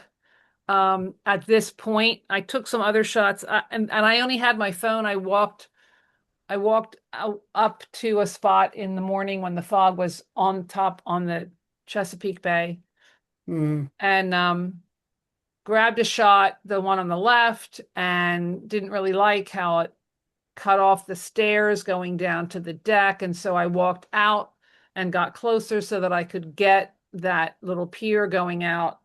And then the person started walking out on the pier, and I thought, oh man, there's a person on the pier, darn it. And then I thought, oh no, wait a minute. I like Mm. that person on the pier. Yeah. Yeah, she gives you a story. So I left her there, and I took a total of only 8 shots, and it was about a period of about 10 minutes. So that was that. So I think she's positioned beautifully. She's Yeah. Mm-hmm. is a foot up, Yep. the back, so she's the universal. And when she's small, as Sam would say, she adds depth to the image. These would be a problem right here. Yeah, I was going to crop. I wasn't sure if we were supposed to actually just use a remove tool, because I didn't. If I cropped all of that, I would have lost the Right. anchoring Mm. point. Yeah, you don't want to crop. So his So with that, he says, then you have to get higher and shoot out, with the yeah, camera by up by over the your time I head. got higher, she would have been, I don't know. Anyway, yeah, But No, perfect. that's a beaut. This one has a stage, Mm-hmm. it's foreground stage. This one is kind of it. This is a much Mm-hmm. stronger Sam Abell stage. Mm. And if you had gotten with the camera up over your head, you would have seen more of the steps perhaps. And he having a person right there would really kind of cinch it for him, Mm-hmm. except for the touching right there. I think he would say this is a stronger image. Interesting. What stopped you? This is the background layer. Yeah, it is what stopped me for sure. It's what I mean when I saw that fog and I the think way the sun was lighting it up was amazing. yeah, gorgeous. this would be negative points for him. Mm-hmm. And this is cut. So although this doesn't have the person in it, I think based on what I've heard, this would be his preferred image. Hmm. And this was at the Foundry, Mm, and there were 15 shots in 5 minutes. What stopped me was the first feather on the left and the spider egg cases, I guess is what those are. hmm And that was a straight, I mean, the first thing I did was just took one straight on. And then when I looked at it on like the back of my camera and sort of zoomed in, I thought that feather is really dirty. And I don't know that I really like the spider egg cases on there. So then I began moving around and I found that there was another feather up higher. And I tried uh, different apertures to change the depth of field and Mm. different angles to get whatever these things, whatever this metal thing was with the little things sticking out. Um, and the feather was right up by the top. So you see that top upper corner, that's where it sort of ended. Um, but that was the one I ended up liking the best. So that was a photo certainly shot with intention, and it has nice. And it was shot for Okay. this. I mean, again, I had this in mind. Well, I think I came out of here and said, I think I said to you, Vince, I just got my first and a best. Yes. And I kept saying to myself the rest of the time, "Oh my gosh, which one did she get?" And it was one you probably didn't even see, right? That's right. And I guess this is Bob's Window Man. Mm-hmm. You there, Bob? Can't hear you, Bob. You're mute. Yeah, I didn't follow the rules again. I didn't understand the project. Um, Well, but it's your yeah, first and best. You had said the building stopped you, right? yeah, that's how I entered, and the one I like the best. And I'm sure Sam Abell wouldn't agree, but yeah, that's that I describe my thoughts with the poem. Yeah. Yeah. And if I did this again, what I would have done for you, Vince, was focus on my collection of the windows Yeah. instead of the building. Right. So the windows attracted you. So he would tell you, "What's your first window shot?" Hmm. And I had this one in here because I the first one I was standing on the tracks, and that's the direction I should have been shooting the last one. I should have ran over to the other side of the road and shot away from the station instead of to the station, because the one that I liked was the only one I had. But if I would have planned it better, I would have been on the other side shooting away from the station because it's all cluttered. Yeah. There's no separation. Mm. Um, but what happened was it happened too fast. Yeah. Um, That's controlling the composition, as he would say. mhm. Well, I couldn't stand on the tracks before them because you can't see it, but the train is behind that buggy right now. Yeah. So the buggies were waiting for the train to go through. And by the time the train was through, I couldn't run to the other side of the road and catch the buggies. But I took the first one while I ran down the tracks, looked behind me, and then I composed for the crossing of the buggies. But if I would have planned for the buggies, I would have been on the other side instead Yeah. of shooting that direction. Still a nice photo. Practice, Bob. That's the It's practice. well, it you can't, and there's no separation between the two buggies there. You can see they're moving a little bit faster, and I wasn't going to jump in front of them. But that's right when the train went through, the gates coming up. I was trying to control, but it wasn't easy because of the snow. Um, and if I would have waited a few more seconds, they would have been separated. But the clutter's there. And then I jumped down on the tracks for the second buggy. But yeah, that's no control. Um, because I wasn't planning that shot.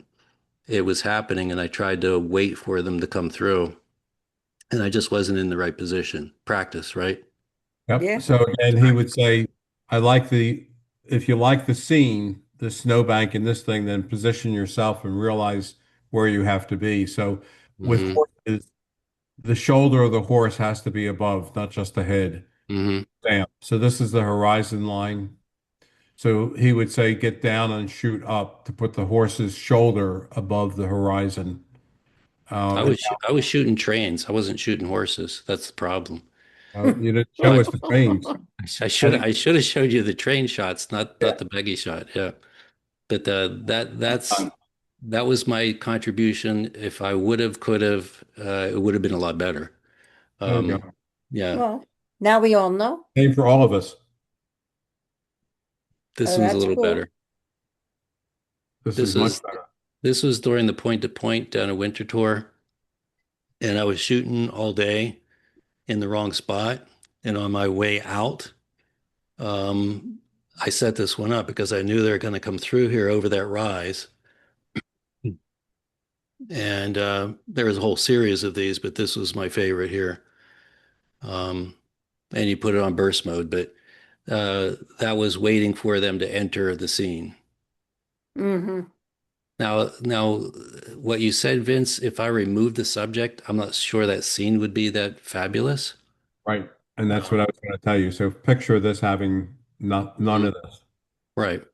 So that's why he says this is a subject focused image as opposed to a scene. The railroad tracks could have been a scene, a Without the setting. subject. Hmm. Now you wait for the subject, the train or the buggies to come in.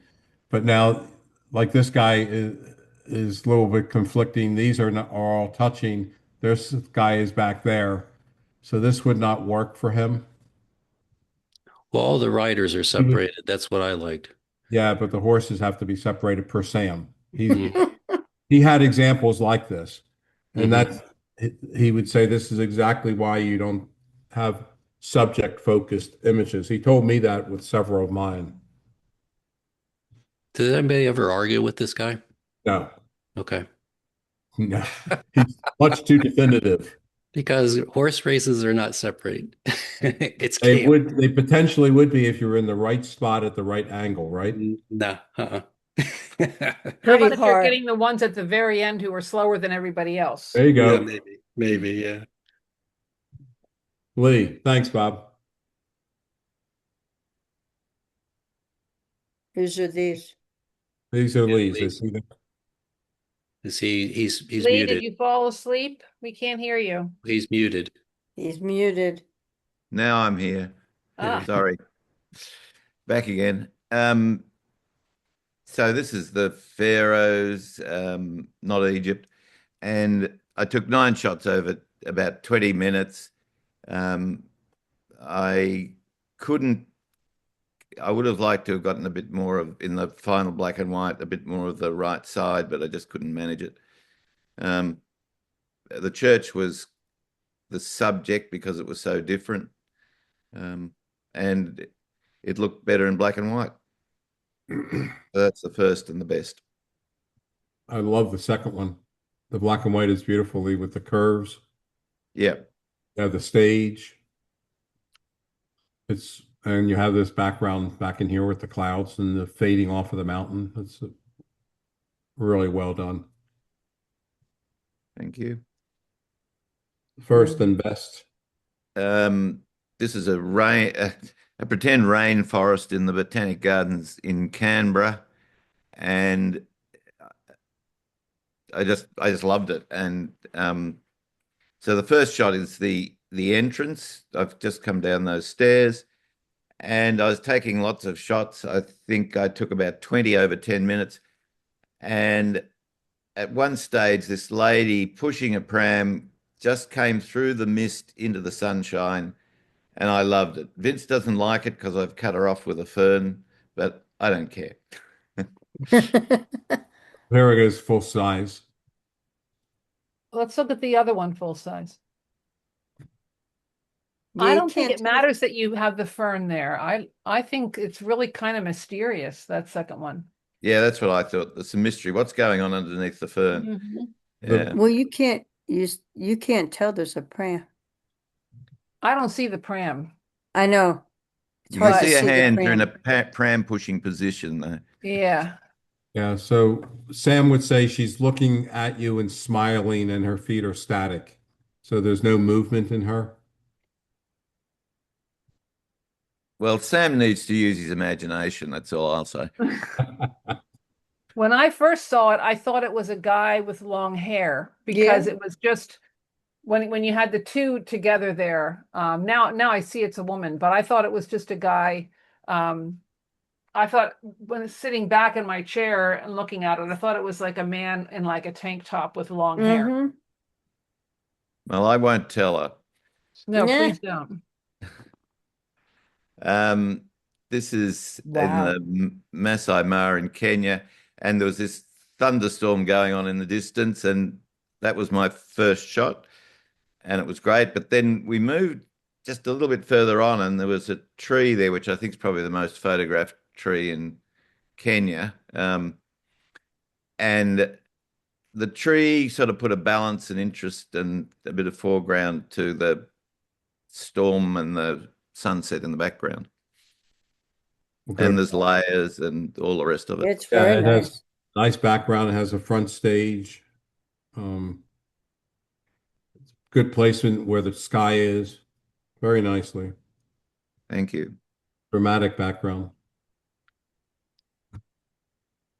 Hmm. You'll recognize this kind of the one on the left is the first photo where I saw the autumn leaves through the bricks of the jail, and then the last one is actually a panner. I don't know whether that's cheating or not, but this was going to be heaven in that shot that I thought in the poem that I thought, because you're sort of reaching up to heaven.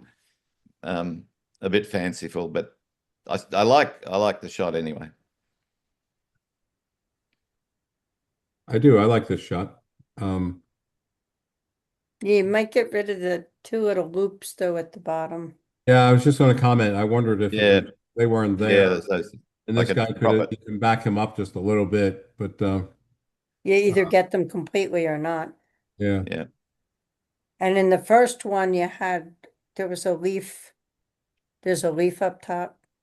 I like Yeah, the shadows, top but we left, don't right? need those leaves. Yeah. yeah. But that was the first, you know. Yeah. Yeah. Oh, Um, this is probably not in the same vein, but these two, they're called battlers, and they looked like, I thought, the Muppet characters, Statler and Waldorf, just sort of sitting up there being critical. And I took 10 trying to seeing if they could both turn around, and that was the best I can do. I got eh, a half shot.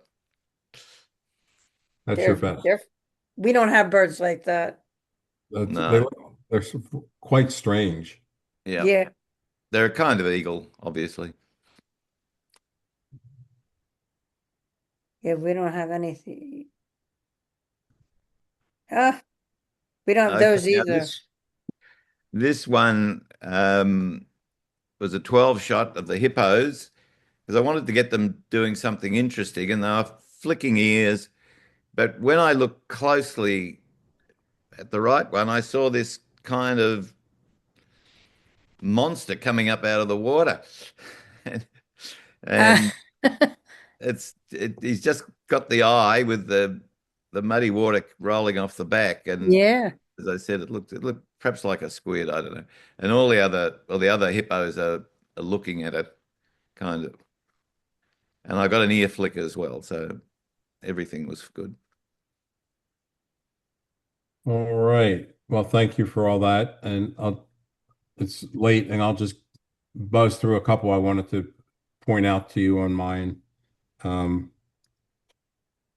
This is how have set. This is what Sam does to set up first and best. 62 shots, 15 minutes. What what stopped me, and what was my best one, and I'll show you the best one, which is this one. We saw that before in my poem. I like the diagonal lines, etc. I'm going to move through these a little quickly. I think there's a couple I want to show you something about. So first and best sequence of 47 shots, 5 minutes. first on the left, best on the right. Sam thought this was extremely strong with the um, borders on either side, the background story, the gesture, the profile in the back. He thought this was I love that one. Yeah, very. that's nice. There's another whole story that we don't have time. I'll tell you sometime. Remind me to tell you the pizza story. The first and best 94 shots, 22 minutes. This was my most difficult of the week. I was after these lights and I shot and couldn't get what I wanted. And I went up to a restaurant with permission from them and took this shot, spent a lot of time. And I'll note my anchor point was the bottom of this and this flag outright. The Mm-hmm. next one was to get the ice cream cone, waited and waited for people not to be in front of the cone.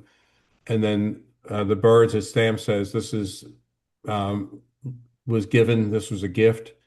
Mm-hmm. The horizon line with the background story. He felt that this was one of the strongest images of the week. What I really wanted were guys on three guys on giant chrome pedal bicycles doing wheelies, but they never came down to this way while I was shooting. Mhm. And this one was also felt to be a very strong shot, 70 shots over 31 minutes. First one, and then the best one. This one was a handheld 6.6 seconds with my camera over the head, the anchor with the this tree and this tree. And these were also turned out to be my bookends, and placing this where it wasn't getting cut, and then seeing that there was a person walking. His guy has a leash walking a dog, and he got framed really well in the window here Mm-hmm.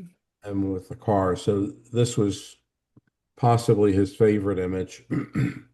Um, Spoke really highly of it, and it's tack sharp at 0.6 seconds with the image stabilization of the camera. But there's a couple. This one I thought was interesting. My first and best. Um, I thought the stools was the best until I got home. So that's what I showed him was the best, and this was looked at very well. But then I'm wondering whether this one really is the best. So that was the one that stopped me, and I love her framing. There's a lot of chaos in there that there's not here. Mm-hmm. This was one of the other ones in that sequence. Um, First and best, 62 shots, 3 minutes. She's well above the horizon line. Mm-hmm. So I'll just move on. So that's her. This one I showed you from the poem, my first and waiting for him, 23 shots, 30 minutes for that one guy to come through in the right spot. I like this one. This was 13 shots in the National Cemetery of San Diego. 13 shots once I saw it over 2 minutes.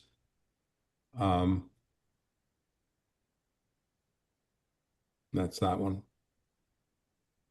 This was an outdoor market, and this is the book fair part of it. This is interesting. I wanted to comment. 17 shots, 1 minute. This is what I considered the best given these motions. Sam thought this was the much stronger image. He disagreed with me. He thought the man really added to the picture. They don't touch here. He thought this made it much more mysterious. Like, what is he doing? Looking at her, etc. Well, he frames it too with the Yes. bookcase.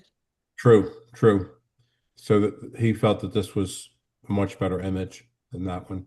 This was the standard compose and wait, Sammy, for life to come through in Balboa Park. These are the bookends, the uh, stage, the backstory, and the woman moving profile. Not a great shot, but it was an exercise. This is my stone that's cut off, my first and my best, over 5 minutes. And I truncated this stone. He felt that that stone was a primary stone of the image, more so than others because of the color. And he said that that was a practice that's of no bearing because it was truncated. And that's the truncated version. And I think that was it. Thanks, Vince. Yeah, thanks, Vince. That's a lot of work you put in. I think the next time we'll do better. Well, Well, I we thought the understand the process now. Yeah, I think the object of was to try to hone in on his thoughts, and I think the practice of doing the poem is incredible from my perspective. And in retrospect, when you do the first and best, how long did you stay? Could you have made it better? Could Bob have waited for another buggy or train to come through? Yep. That's what I realized. Those are old photographs, so I didn't go out and do my homework. Yeah. But that was an example of where I failed because I wasn't conscious of what I was doing. But now Uh-huh. you know for next time. So that's the Yeah, don't shoot the lesson. trains. Don't shoot the trains, shoot the buggies. Set up the composition and wait. Yeah. Jackie Right. said, I love the image with the fog and the person. I guess that was Ginny's. Hmm. Yeah. Jackie, I don't know if I had a typo, pre-op versus people. P-op. Oh, I guess I did have a typo. P-O-P-E-O-P versus She, P. I think she was talking about the one where you were recommending for Lee to put the people in the middle of the top row in his one about the farm. I think that's when that chat came through. Okay. Yeah, Um, that the top was people. she meant to say people. Okay. Oh, I get it. She Oh, now I get it. Yeah, there's an she meant to say people, and she said, yes, Vince, the people. So she was thinking the people, yeah, belonged in the middle. I think that's what she meant. Yes. Yeah. And then she did ask, does Sam prefer raw images? But you're Yes. saying, On his iPhone 17, he shoots in RAW. okay. He's currently using a Fuji. He's used everything, not 35 millimeter types, Nikons and Leicas. He did tons of Leica and Canon, but now he's shooting Fuji. His own personal diary, his photographic diary that he shot every day through his whole time at National Geographic was Leica black and white film. And Leica now, before he progressed, he converted over to digital Leica black and white. That's his true love, which relates to his gray. Jenny, what's the site you told me to go to for making a Thanks, Jackie. collage? Picasa? Jenny, was a Picasa site? Ginny's muted. I can check, I think. I think that's what she said it was. Yeah, she did. Picasso. Yeah. Okay. There it is. Picasso is discontinued. Oh, really? Free desktop photo management and editing application by Google. Yeah, creator Picasa. She did this in Picasa. You can't see it right now, but she did her fog scene in Picasa. Yeah. You Oh. can still use it, but it doesn't get updated. That's all. You may not be able to get it if you don't have the app now, Mia, if it's not current. Right, right. Okay. All right, folks. Well, thank you. Thank you. Yep, thank you. Had a good time. Yeah. Good job. All right, guys. Good night, everybody. Thanks, Thanks, Vince. Bye, everyone. Thank you, Vince. Oh, Vince, Good night. Welcome. Good night. Vince, are you going to post Right. this recording for the club? Yes. Okay. I had several people email me to say, to ask me about recording it. And so hopefully that it was So there I recorded. am. So I'll stop. I lost you guys for a minute. On me,